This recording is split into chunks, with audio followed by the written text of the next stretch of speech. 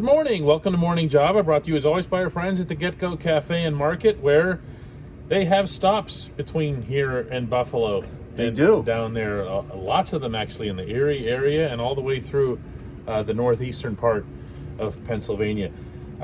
We are in Orchard Park. The Steelers are on their way out, and are they really on their way out, Dale? What's going on here?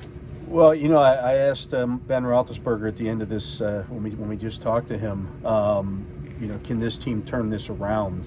And he said, he's not playing good enough football right now, and if he can't play good enough football, then maybe he needs to hang it up. And sometimes you would hear something like that from Ben Roethlisberger, and you'd say, you're just saying that. I don't know that's he didn't play well tonight. No, he did not play well in this game, and that Bills defense, while good on when you look at the players, had not been great this year. No, not performance-wise. No, they have the players. They had the players, and they got up for this game. The Steelers were 1 for 10 on third downs in this game.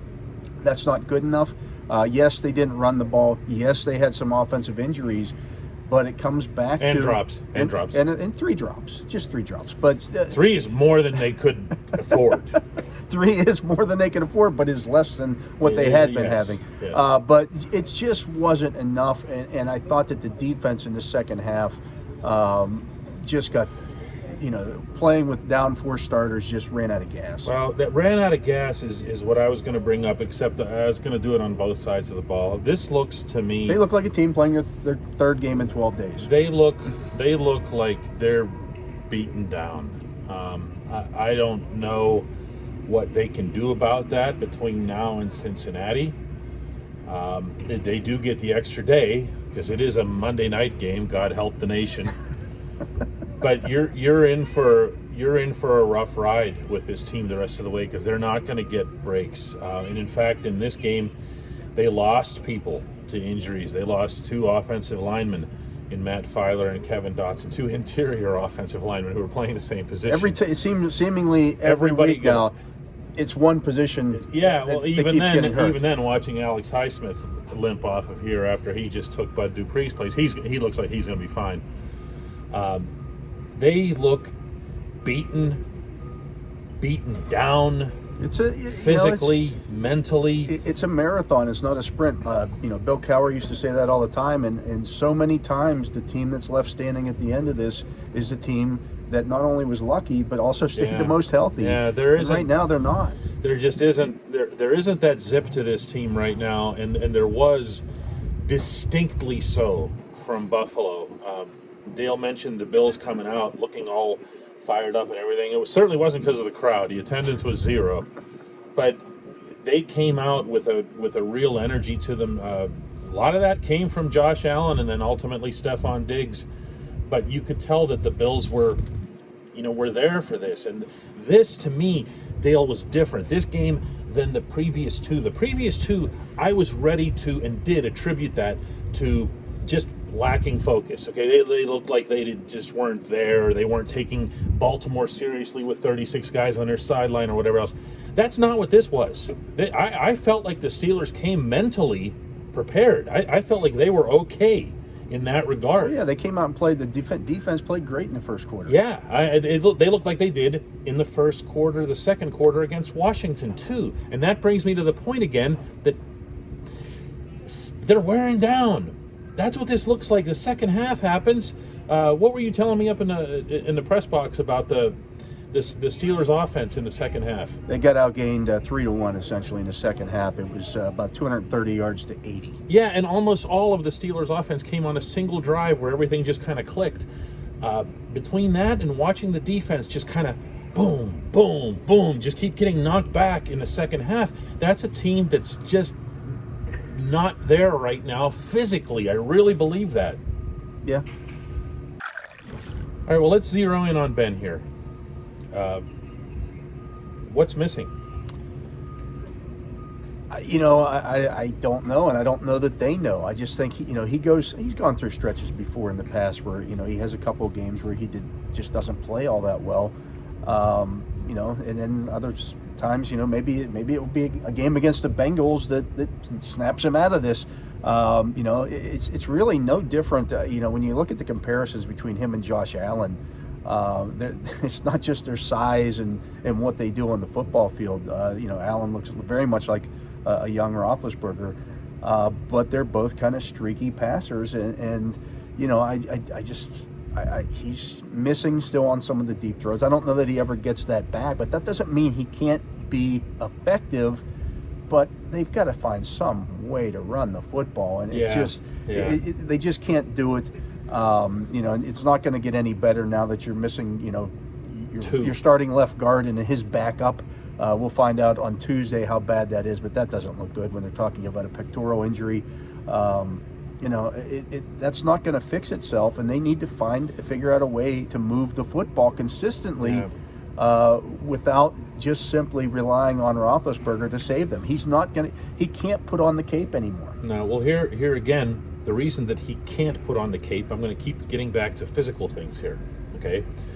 First of all, since a lot of you on the website asked us about this, this report that was completely manufactured, I believe it was CBS, right? Yes.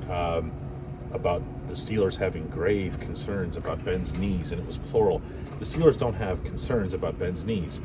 The Steelers' offensive coordinator went on record last week as urging Ben to practice more. Okay, that's not something you do if you've got grave concerns about someone's knees. All anybody had to do was look that up. However, in this game, we saw the one play where Ben got taken down. It was right down here at this end zone. And he got up flexing his right knee. That doesn't mean he has some grave recurring thing. It means he's 38 years old. And when you see, as we did, I keep pointing to the field, but right down this sideline, James Washington running our way well behind his defender, even though his defender was interfering with him. He's gone for 6 if that's a decent ball. James has the body control to adjust if it's left-right, and the discipline, and the ball was just so badly underthrown. And I could live with the overthrows, Dale. Remember when it was overthrows? Yeah, and that's the thing. I mean, we're seeing him miss more play, and you see it with Tom Brady, you see it with Drew Brees. They don't make as many layups or three-pointers as they used to. I mean, that's just part of the game. I always say it, Michael Jordan, by the end of his career, was not the Michael Jordan that we remember soaring to the basket. No. Michael Jordan, at the end of his career, was a jump shooter. Yeah. Mm-hmm. And that's what Roethlisberger is now. He's a guy who is at the end of his career. Doesn't mean he's done, but you have to figure out a way to make the best way to make him effective. They did that earlier in the season when they went to the short passing game. Teams have adjusted.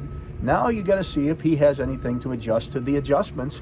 It's just like a guy, on his first trip through the majors in baseball. Teams will make adjustments on you. Can you adjust to their adjustments? Let's see if you can hit the curveball, son. Yep. Mm-hmm. And when you can't, you're in for a rough month. Anybody who knows anything about how Dale and I conduct our business knows that we're not the Pollyanna happy spin types. However, the game and the performance overall, I thought, I'm not speaking for you, just sharing a thought here, I thought had some things that the Steelers could take from it. I thought the defensive performance in the first half, in light of losing with who they were playing with, no Joe Hayden, no Vince Williams, I thought that they went after a playoff contender and really pressed them. Even though Buffalo had set up their offense to keep the pass rush at bay, they couldn't. And I thought that was a bright sign for this team going forward. Yeah, I mean, you can look at that and you say, well, they gave up, the 26 points. Well, 7 of it came on an interception. Pick 6, yeah. Buffalo really didn't do anything in the first half of that game. If the Steelers offense comes out and puts some points on the board in that first half, it's a different game. I think they win. I think they win the football game. I think they win the football game. I mean, you turn Josh Allen over twice. That hadn't been a big problem for him. But the difference was, again, that pick 6 was just huge in that game. It really was. It really was. There's nowhere to go with that. But Another positive, I briefly alluded to it earlier, was that one drive that the offense had. And that's the thing that drives you nuts about this team, because they show They can do sporadically it. that they Yeah. can do it. They You just can- haven't it's- done it You consistently. can never look at the one thing about this offense. You can never look at this group and say to yourself, "Well, they just don't have the people." They don't have any talent. Yeah. But it doesn't make any sense. This is not the Patriots When the guy offense. that you benched in the first half is your wide receiver with the slickest, surest, neatest hands and the greatest ability to make fancy catches, it's a hard thing to wrap your head around. That's not to say that they're all perfect all the way across. The offensive line continues to be whatever, and that was even before the injuries. The running backs aren't doing anything, no matter who you put in. I saw way too much Jalen Samuels on that note.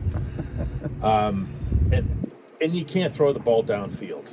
And I hate to keep being a broken record on that. And that was my whole line of questioning after the game as well. Just how are you going to get the ball downfield? How are you going to get the ball downfield? Mike Tomlin's answer to me was, well, we need to develop a rhythm for all kinds of things in order to have opportunities. And I get that. But at the same time, throw downfield. Yeah, I mean, it almost becomes a self-fulfilling prophecy at times when we can't stay on the field, but if you don't take some shots to stay on the field, if you don't throw past the chains, if you don't complete some of those passes, you can't stay on the field.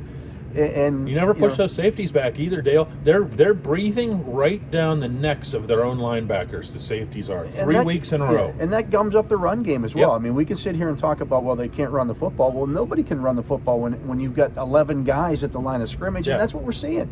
Yeah. I mean, I don't know if you can see it on TV, but we can sure as hell see it sitting here in the press box. And you see both safeties are within 5 yards of the line of scrimmage because they know the ball's coming out quickly.